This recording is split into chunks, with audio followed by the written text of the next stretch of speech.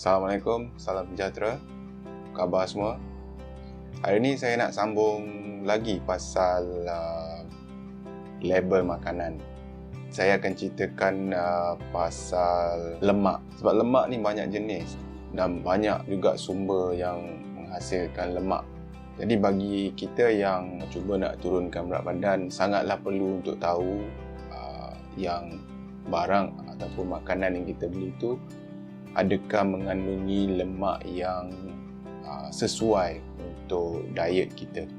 Kalau mengikutkan saranan daripada WHO, jumlah lemak yang disarankan ialah sebanyak 20 hingga 35% daripada jumlah keseluruhan kalori.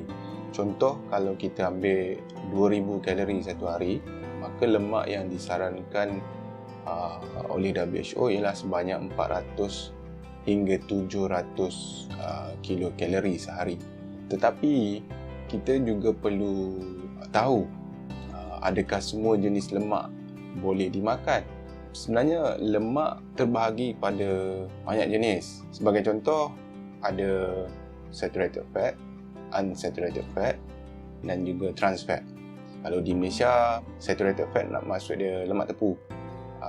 Unsaturated lemak tak tepu, and trans fat tu lemak trans. So ini adalah nama-nama yang selalu ada pada label makanan. Tetapi perlu diingat juga, ada pelbagai jenis lemak yang diproses dan nama dia dah tak ada lemak, dah tak ada fat. Itu juga kita perlu beri perhatian semasa nak beli barang makanan yang di-pack. Okey, hari ni sampel yang saya nak guna ialah mentega kacang.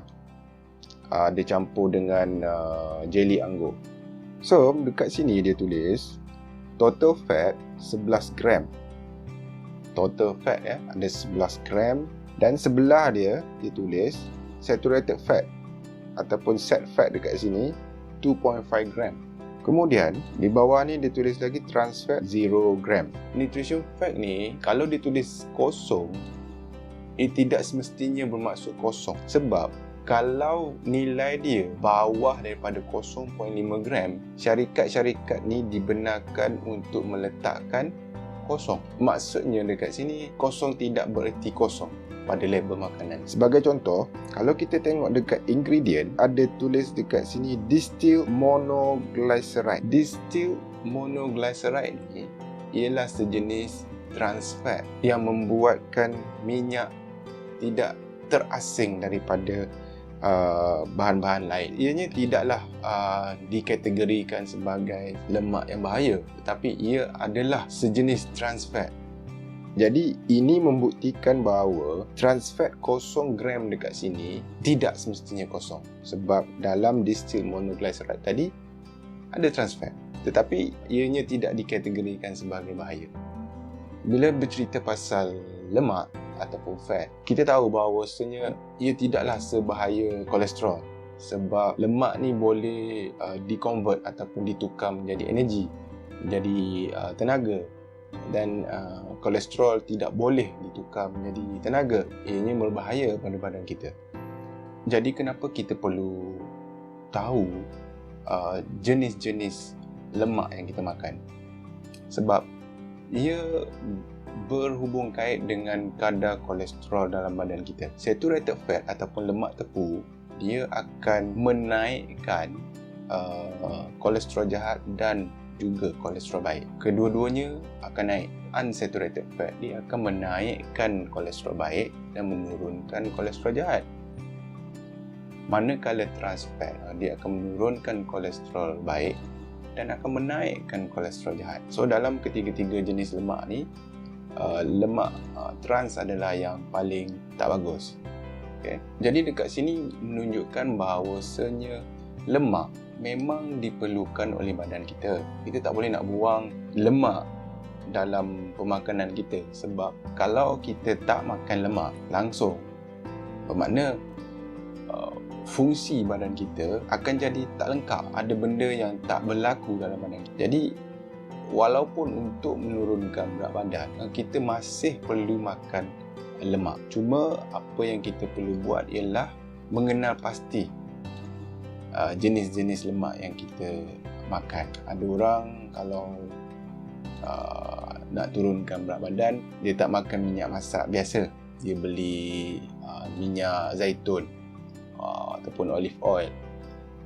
Memang olive oil memang bagus, tapi harga dia mahal. Minyak kelapa sawit tak ada masalah. Banyak nutrien-nutrien ataupun kelebihan-kelebihan yang ada dalam minyak kelapa sawit. Jadi kita sebenarnya tak perlu pun untuk tukar pada minyak zaitun yang mahal, ataupun minyak kacang, atau minyak soya, minyak jagung yang kita tak mampu untuk beli. Sebab bagaimana yang saya selalu cakap, untuk turunkan berat badan, kita buat dengan perlahan-lahan supaya kita boleh kekalkan sampai bila-bila. Kita tak nak lepas sebulan kita kurus. Lepas tu bulan-bulan seterusnya kita dah tak boleh nak teruskan gaya pemakanan yang semasa kita nak turunkan berat badan hari tu, dan kita makan balik makanan yang kita suka dan kita akan naik balik berat badan kita. Jadi itu ialah sebab kenapa kita perlu tahu apa yang kita makan dan kita faham bagaimana badan kita berfungsi dan bagaimana makanan-makanan itu memberi impak pada berat badan kita. Saya rasa hampir lengkap apa yang saya ceritakan berkaitan dengan label makanan ni. So yang pertama sekali, kita perlu baca label. Kita tengok nutrition fact dia, kita tengok ingredient dia, kita tengok comparison antara nutrition fact dengan bahan-bahan, sama ada dia bercerita benar ataupun dia ada berselindung di sebalik nama lain. Itu kita perlu ambil perhatian. Dan kita perlu tengok pada jumlah kalori per serving yang disarankan oleh label tersebut. Kita juga perlu rajinlah untuk tengok bahan-bahan yang diletakkan kat situ dengan nama saintifik. Kita perlu carilah apa sebenarnya bahan tersebut. Macam tadi, distill monoglyceride tu, kalau kita tak rajin untuk cari, memang kita tak akan tahu yang ianya sejenis trans fat. Dan juga kita kena tahu yang walaupun dia tulis kat situ kosong, tetapi setiap manufacturer ataupun setiap pengilang dibenarkan untuk letak nilai kosong sekiranya bahan tersebut berada di bawah pada nilai 0.5. Tapi kena ingat, nilai 0.5 itu sebenarnya adalah per serving. Saya bagi satu contoh. Kita beli ban roti ada 4 ketul dan berat semua tu tadi 200 gram.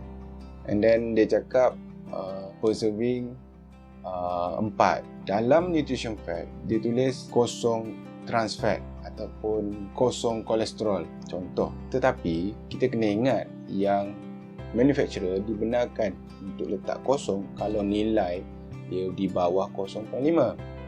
Jadi untuk 4 ketul ban tadi, walaupun ada 2 gram kolesterol, manufacturer masih lagi boleh letak kosong.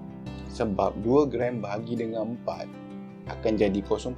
So kalau 0.5 boleh letak kosong, dan kita makan masih lagi ada kolesterol.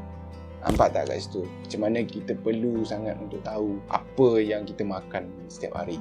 Jadi selepas ni kita berhati-hati dalam membeli barang keperluan dapur. Ambil masa. Jangan tergesa-gesa pergi beli barang. Ambil masa. Kalau tak nampak, pakai spek. Sebab ada manufacturer yang buat nutrition fact ni sekecil-kecil yang boleh. Saya tak tahulah kenapa, tapi contoh macam breakfast cereal lah, kotak punya lah besar, tapi nutrition fact dia besar ibu jari je. Nak baca kalau tak pakai kantar memang tak nampak. Saya lah kan, orang lain saya tak pasti. Tapi ambil masa baca, jangan terburu-buru. Terutama sekali suami-suami, kalau pergi kedai cepat nak balik. Tapi macam orang perempuan setengah-setengah tu beli barang memang tengok, dia tak tahu dia tengok apa. Memang lama kan, minta-minta dia tahulah apa yang dia tengok. Jadi saya harap info ni berguna dan dapat membantu kita untuk terus menjalani gaya pemakanan yang sihat dan dapat menurunkan berat badan dan dapat mengekalkan berat badan yang ideal untuk selama-lamanya. Jadi saya berhenti setakat ni dulu. Jumpa di video yang akan datang. Assalamualaikum.